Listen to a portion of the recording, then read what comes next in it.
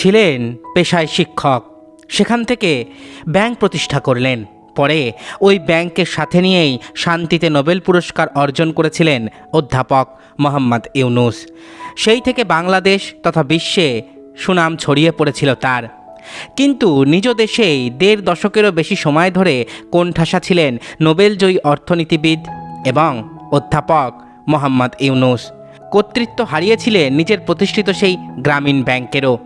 Nobel পুরস্কার অর্জনের মাত্র ৫ মাসের মাথায় রাজনৈতিক দল গঠনের কার্যক্রম করে সবাইকে অবাক করে দিয়েছিলেন অধ্যাপক মোহাম্মদ ইউনূস। মোহাম্মদ ইউনূসের জন্ম ১৯৪০ খ্রিস্টাব্দের ২৮শে জুন চট্টগ্রাম জেলার হাটহাজারী উপজেলার বাথুয়া গ্রামে।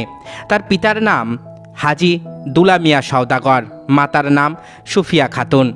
মোহাম্মদ ইউনূসের সহধর্মিণী ডক্টর আফরোজি ইউনূস। ব্যক্তিগত জীবনে তিনি ২ কন্যার পিতা।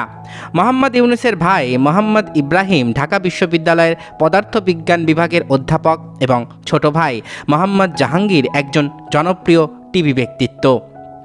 তার প্রথম বিদ্যালয় মহাজন ফকির স্কুল।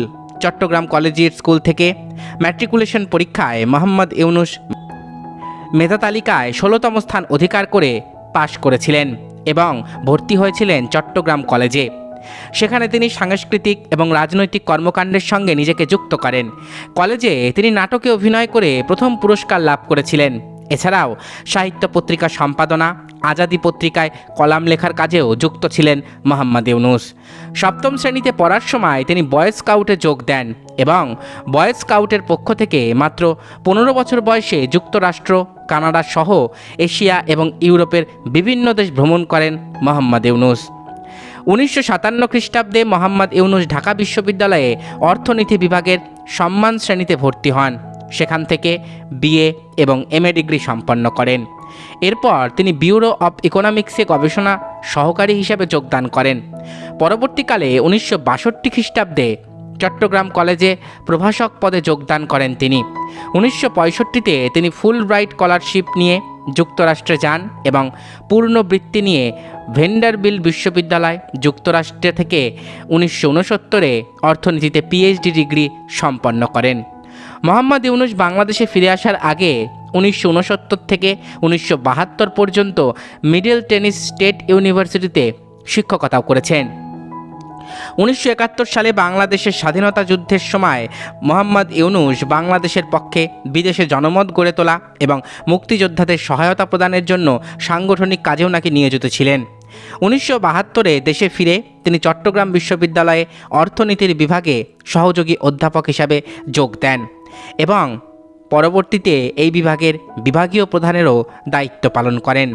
১৯৭৫-এ তিনি অধ্যাপক পদে উন্নীত হন। ১৯৮৯ সাল পর্যন্ত এই পদে কর্মরত ছিলেন মোহাম্মদ ইউনূস। ১৯৭৪ সালে বাংলাদেশে সংঘটিত দুর্ভিক্ষের সময় ডক্টর ইউনূস দারিদ্রতার বিরুদ্ধে তার সংগ্রাম শুরু করলেন।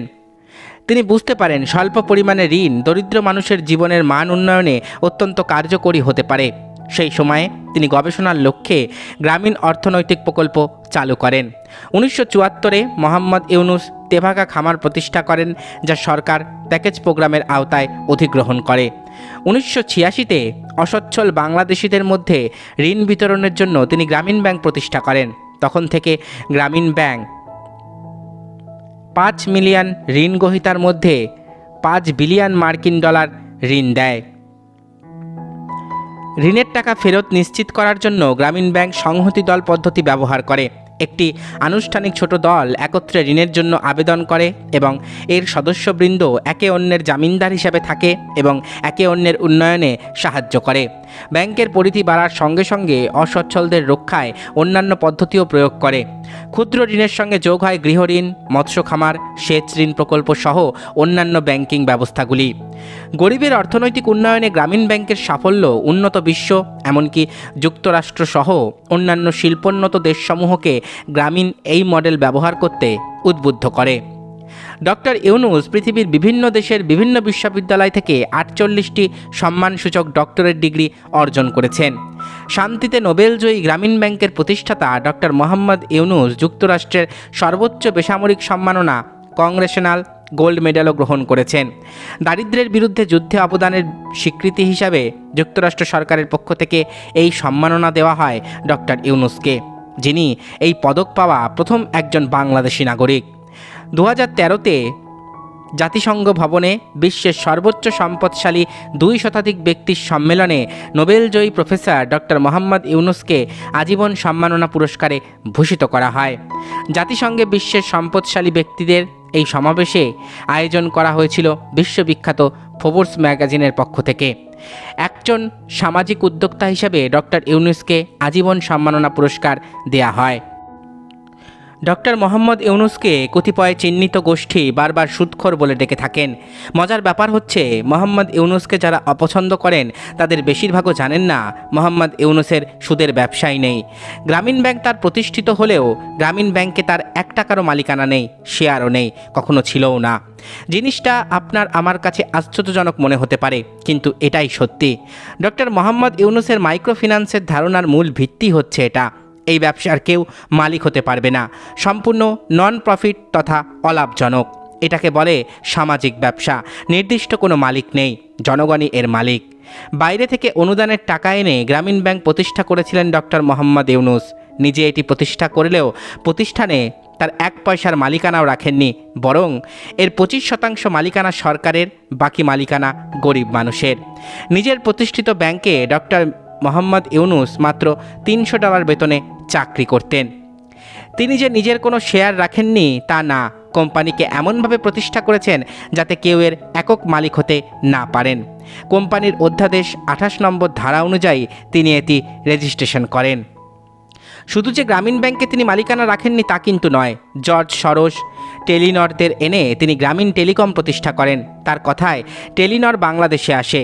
তার কথায় তার বিলিয়নিয়ার বন্ধুরা গরিবদের উন্নতির জন্য ফান্ড দেয়। তিনি গ্রামীণ টেলিকম প্রতিষ্ঠা করেন, সেটাও অলাভজনক প্রতিষ্ঠান হিসেবেই। অনেকেই জানেন না গ্রামীণ টেলিকমকে নন প্রফিট কোম্পানির হিসেবে প্রতিষ্ঠা করেন ডক্টর মোহাম্মদ ইউনূস। সেখানেও তিনি নিজের জন্য 1% মালিকানাও রাখেননি। তিনি চাইলে খুব সহজেই 10 থেকে 15% মালিকানা নিজের জন্য রাখতে পারতেন, অথচ লাভের 1 টাকাও যাতে নিজের কাছে না আসে সেটা নিশ্চিত করেছেন তিনি। উল্লেখ্য, 2024-এর 8ই আগস্ট ডক্টর মোহাম্মদ ইউনূস গণপ্রজাতন্ত্রী বাংলাদেশের অন্তর্বর্তীকালীন সরকারের প্রধান উপদেষ্টা হিসেবে শপথ গ্রহণ করেছেন। তার নেতৃত্বে উপদেষ্টা পরিষদ অন্তর্বর্তীকালীন সরকারের দায়িত্ব গ্রহণ করেছে। বাংলাদেশের 5 দশকের পরিবর্তনের অধ্যাপক ইউনূসের মৌলিক অবদান শুধু ক্ষুদ্র ঋণে সীমাবদ্ধ নয়। দারিদ্র্য মোকাবিলা, সক্ষমতার বহুমাত্রিক বিকাশের দর্শনও তার মৌলিক অবদানের অবিচ্ছেদ্য অংশ। এবং এও তাৎপর্যপূর্ণ যে 83 বছর বয়সেও তিনি থেমে নেই। এখনও তিনি বৈশ্বিক অর্থনীতির নৈতিক ঘাটতিকে মনোযোগের কেন্দ্রবিন্দুতে আনায় সচেষ্ট রয়েছেন। বাংলাদেশের ভবিষ্যৎ পথ চলার জন্য এটি খুব গুরুত্বপূর্ণ একটি চিন্তার পাথেও বটে।